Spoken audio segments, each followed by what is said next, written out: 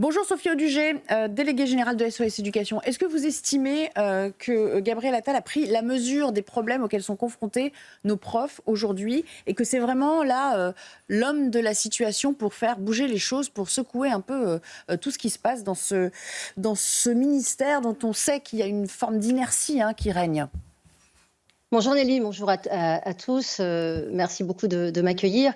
Écoutez, moi je suis un peu sidérée du passage que vous venez de partager avec nous, parce qu'en gros, c'est pas de la faute de l'éducation nationale, la situation des enseignants, c'est soit la faute de l'islamisme radical, soit de la faute de l'extrême droite.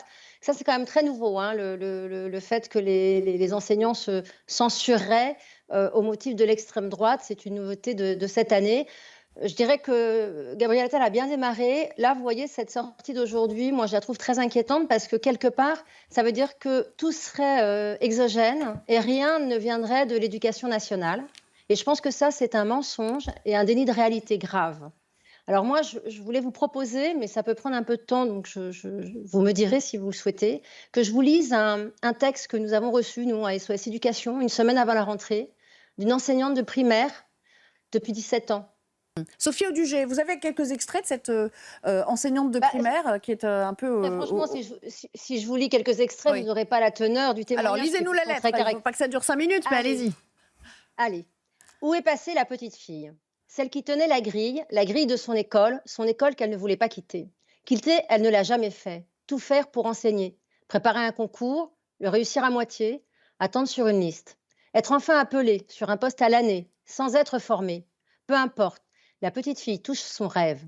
École difficile, mais énergie décuplée. 1 an de terrain et voilà la formation tant espérée. Déception de ce qui est proposé. Pas assez de concret. L'essentiel a beaucoup manqué. Poste définitif. Rêve devenu enfin réalité. La petite fille va bientôt déchanter. Réseau d'éducation prioritaire. Élèves en difficulté. Violents, mais surtout souffrants. Les illusions commencent à tomber. L'impression de faire classe. En tirant de toutes ses forces pour les faire avancer. En lançant des bouées que certains ne pourront jamais attraper. En écoutant des récits de vie parfois déjà brisés. En ne voyant pas toujours ce qui aurait dû nous alerter. En se confrontant à la violence chaque journée. En enseignant un peu. En sanctionnant parfois. En éduquant surtout. La petite fille est fatiguée. Un jour, ce lieu laïquement sacré est saccagé. Ce n'est que de la peinture, mais de la peinture d'injures. Les gendarmes se sont déplacés. Les élèves sont en train de pleurer. Les enseignants sont là pour les rassurer. Personne, par contre, pour les écouter. Alors c'est un tournant. L'heure est au changement. Changer d'école pour commencer à espérer. Mais les désillusions vont continuer. Climat de classe plus apaisé. Impression d'enseigner de nouveau et de pouvoir aider. Mais l'impression est de courte durée. Les moyens sont toujours insuffisants.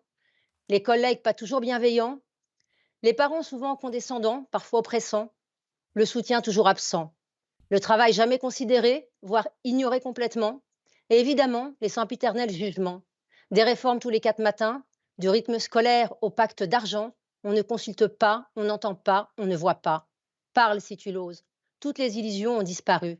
Il n'y a plus que la réalité crue. 17 ans de métier à 10 jours de la rentrée. L'énergie s'est vidée, l'envie s'est volatilisée, la motivation s'est éclipsée. La foi en l'école de la République, celle de l'égalité, celle de tous les possibles, celle de l'espoir n'est plus. Elle a disparu comme la petite fille en moi qui y avait cru. Merci beaucoup, Sophie Audugé. Je crois qu'on a bien compris la lente désaffection pour le métier liée à tous ces obstacles que vous décrivez à travers cette lettre dont on perçoit le ton absolument désespéré en guise de conclusion. Merci d'avoir été des nôtres.